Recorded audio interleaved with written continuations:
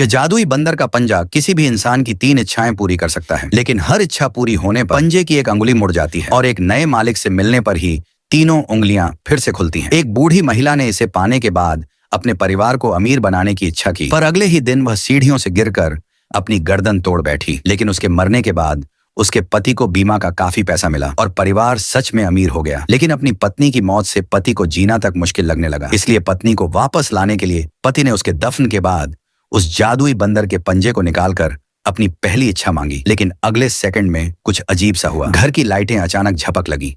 ने सच में पत्नी को आवाज में चिल्लाते हुए सुना। लेकिन अजीब बात यह है कि उसने घर के हर कोने में ढूंढा और अपनी पत्नी को नहीं मिला।